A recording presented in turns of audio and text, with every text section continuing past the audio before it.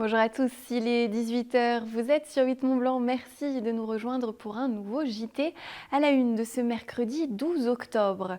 Les salles obscures restent dans le noir, elles ont beaucoup de mal à retrouver une fréquentation normale. A-t-on perdu l'habitude ou l'envie de retourner au cinéma en pays de Savoie? Élément de réponse du côté d'Annecy dans ce journal. Vous avez peut-être appris à danser ou à jouer d'un instrument dans une maison des jeunes et de la culture. Ces centres sociaux sont devenus de véritables institutions dans certains quartiers. À Annecy, celui des Romains fête ses 50 ans cette semaine. Moins 30% par rapport à la période d'avant Covid. Les chiffres de la fréquentation dans les salles de cinéma pour cette année 2022 ne sont pas bons du tout. Le secteur subit la concurrence des plateformes de streaming. Les spectateurs jugent bien souvent le prix des billets trop cher ou la programmation actuelle peu attrayante. Bref, dans ce contexte, les professionnels font grise mine alors que la période des fêtes arrive à grands pas. Précision de Sébastien Germain. La météo était maussade sur Annecy ce mercredi, jour de sortie de film. D'ordinaire, ce temps est propice pour aller au cinéma. Et pourtant, dans ce cinéma de quartier, le désamour envers les salles obscures se confirme semaine après semaine. Le fait de dire les places sont trop chères, ou il va faire froid dans les salles de cinéma cet hiver, ou les cinémas ça va mal, ça crée un déficit d'image. Et ce déficit d'image, il n'est pas réel. Les salles, non, se portent bien, les salles sont ouvertes, les salles ne sont pas plus chères que les autres produits culturels. Il faut qu'on casse un peu ces discussions rapides sur ces sujets-là. Mais pour François Bonifaci, par ailleurs directeur du CDPC, le centre de promotion du cinéma, le problème est plus profond. Il se passe un peu ce qui se passe dans le reste de la société. On sort d'une période pas simple, on vit une période économiquement et politiquement d'actualité difficile. Beaucoup de raisons à cela, sauf que nous, on s'inquiète un petit peu du rôle. Est-ce que le rôle des salles de quartier est toujours compris? Est-ce que nos propositions qui ont une vocation de curiosité, de rendez-vous, de vivre ensemble, elles sont encore nécessaires? Un chiffre illustre à lui seul la situation actuelle. Selon le Centre national du cinéma, le mois de septembre 2022 a été le pire en termes de fréquentation dans les salles pour un mois de septembre depuis 1980. Mais pourtant, chez certains, l'optimisme reste de mise. La situation actuelle, on est en perte, en baisse par rapport à 2019, par rapport à avant période Covid. Maintenant, je trouve plutôt les signaux plutôt optimistes, plutôt encourageants, puisque les spectateurs sont là et répondent présents lorsqu'il y a des films qui a priori leur font envie. Donc, c'est des choses plutôt très encourageantes pour l'avenir. Après 2 années très compliquées, marquées au total par 9 mois de fermeture, crise Covid oblige, les dernières semaines ont montré que les cinémas doivent peut-être se réinventer pour faire face à la concurrence. À nous de faire pour que les spectateurs aient envie de continuer à venir dans nos salles. Il faut bien sûr qu'on ait les films, mais il faut qu'on offre les conditions idéales pour que les spectateurs aient envie de continuer à venir dans nos salles. Je crois qu'il faut vraiment oser aller voir le film dont l'affiche est moche, les réalisateurs pas connus, l'acteur pas connu. C'est là, et c'est sur ces films-là qu'on aura des belles surprises et des films qui nous feront des cicatrices pour la vie.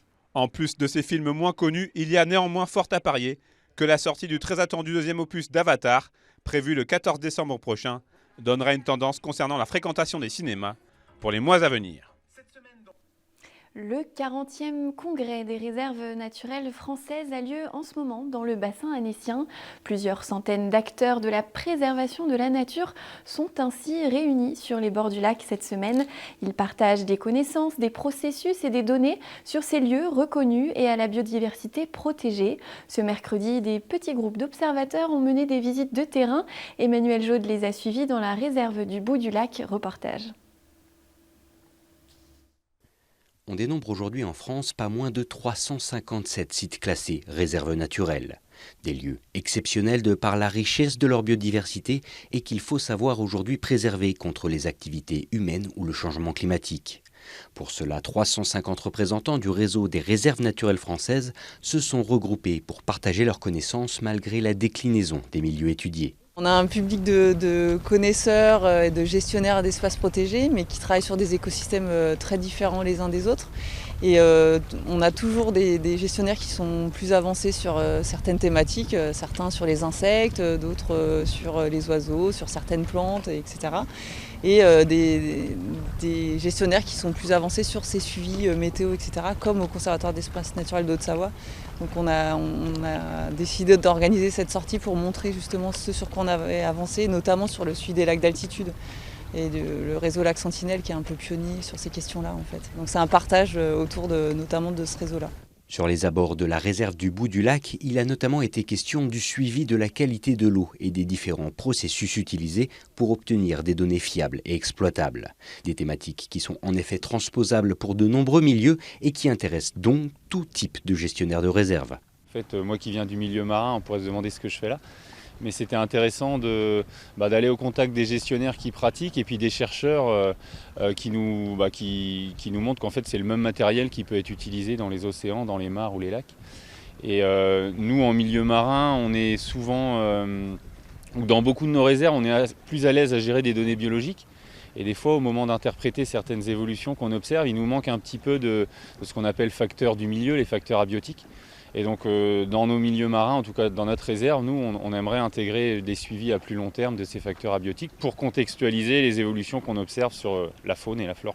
Des ambitions assez techniques mais qui trouvent ici, pendant cette semaine de congrès, des réponses précises. Car il s'agit bien là de l'un des enjeux majeurs de l'événement, renforcer ce réseau des réserves et tisser des liens entre les différentes structures.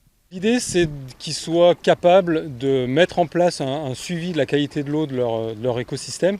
Donc nous, étant spécialistes et étant dans les lacs toute l'année, on connaît un peu toutes les petites ficelles et puis les questions à se poser. Donc l'idée, c'est de retranscrire ça pour qu'ils puissent ensuite être autonomes sur leur écosystème. C'est gagnant-gagnant, puisqu'à la fois, ça nous donne aussi une meilleure connaissance de d'autres écosystèmes au niveau national qu'on n'a pas forcément dans nos montagnes. Et donc ça nous apporte également de la connaissance.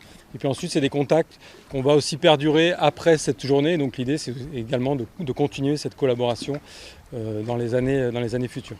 Ce 40e anniversaire du Congrès des réserves nationales de France coïncide d'ailleurs avec les 40 ans d'Asters, le Conservatoire des espaces naturels de Haute-Savoie, lui-même en charge de plus de 40 sites protégés à travers le département.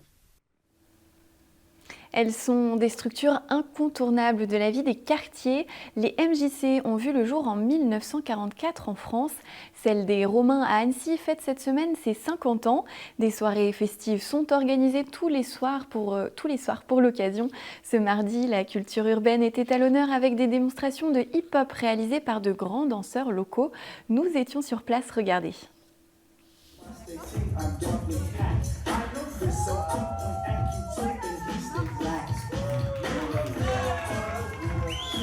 Des battles de hip-hop comme au cinéma. Ces danseurs ont pour certains commencé la danse dans une MJC. Beaucoup ont fait vibrer les murs et le plancher du centre social du Forum des Romains qui célèbre ses 50 ans. Amaury Réau, aujourd'hui danseur professionnel, a fondé sa propre compagnie.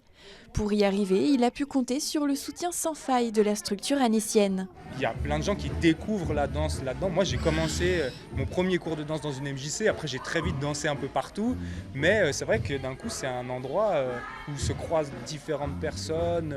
Et c'est très accessible pour nous aussi, en fait. C'est que des fois, c'est un peu compliqué d'avoir des salles dans des théâtres pour faire des résidences. Donc, c'est un endroit un peu moins conventionnel ou peut-être moins complexe.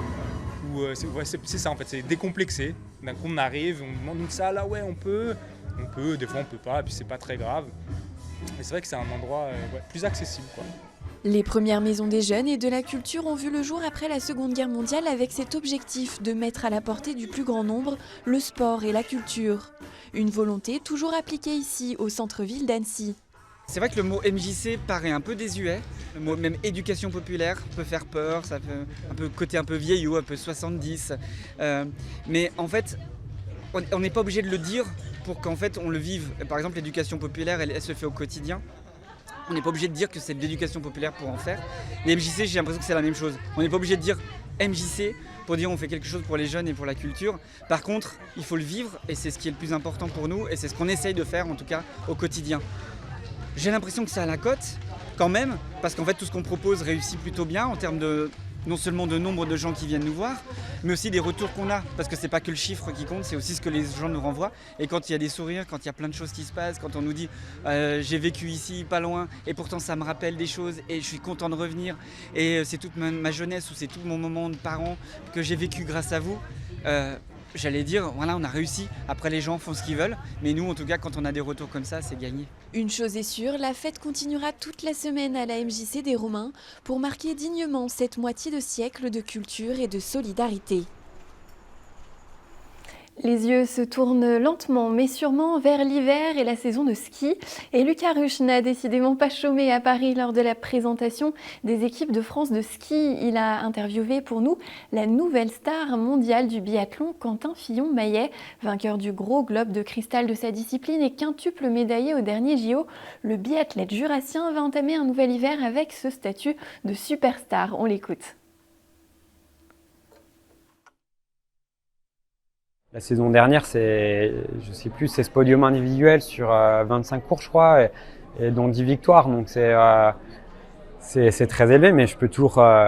Mais quand je regarde du côté performant, je peux toujours skier plus vite, tirer mieux.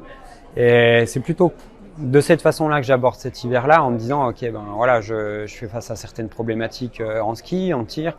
J'essaie de les faire évoluer. Je continue à progresser, à avancer sur plein de domaines pour être encore un meilleur biathlète. Et c'est comme ça que j'aborde la saison. Et pas en me disant il faut que je fasse tant de victoires, tant de globes, tant de médailles au championnat du monde. Je me fixe vraiment des objectifs qui sont concrets pour moi pour aller chercher des victoires. Quentin, c'est un robot en fait. C'est ça qui est incroyable, c'est que j'ai l'impression que pas grand chose peut l'atteindre et qu'il trace sa route sans vraiment se soucier de ce qui se passe autour. Et avec ce qu'il a réussi à faire la saison dernière et sur les Jeux, je trouve ça beau d'encore arriver à le faire. On verra, mais en tout cas, vu comme il est parti cet été, ça a l'air d'être encore le même Quentin qu'avant. Donc c'est possible que ce soit très fort.